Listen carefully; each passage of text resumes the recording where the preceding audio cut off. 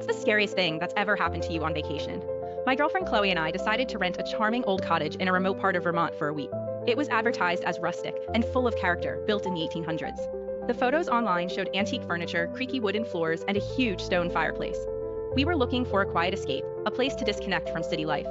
The owner, an overly cheerful woman named Mrs. Gable, met us at the door.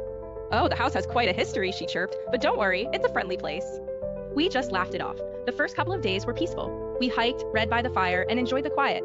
But then, little things started. We'd find objects moved. My keys would be on the kitchen counter when I distinctly remembered leaving them on the entryway table. Chloe's book would be open to a different page. We blamed each other. "Did you move my keys?" "No, I thought you moved my book." One night, we heard a faint, melancholic humming coming from the attic, which was locked.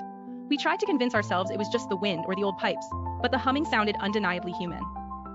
The real nightmare began on the third night. We were fast asleep when a piercing, blood-curdling scream echoed through the house.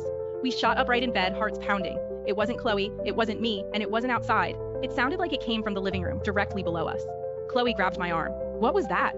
We both froze, listening intently. A few seconds later, we heard the distinct sound of heavy, slow footsteps dragging across the wooden floor downstairs, heading towards the kitchen. Then, the rhythmic clanging of pots and pans as if someone was throwing them around. I grabbed the cast iron poker from beside the fireplace and crept downstairs, Chloe right behind me, armed with a heavy vase.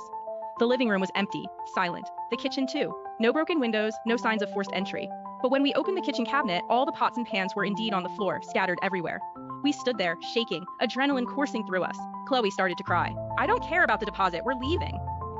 We threw our clothes into our suitcases and were out of there in 15 minutes, driving through the dark country roads as fast as possible. We called Mrs. Gable from the nearest gas station, explaining what happened. She listened patiently. "Oh dear," she said, her voice surprisingly calm. "It sounds like little Abigail was restless tonight. She always hated the cold." Abigail, she explained, was a young girl who had died in the house in the 1920s from a sudden fever. Her bedroom was the living room, and she loved to play with the pots and pans. We never got our money back, but honestly, we didn't care. We slept in our car in a Walmart parking lot that night, and it felt like a five-star hotel. We stick to modern hotels with good reviews now, and we never ever rent a place that's advertised as full of character again.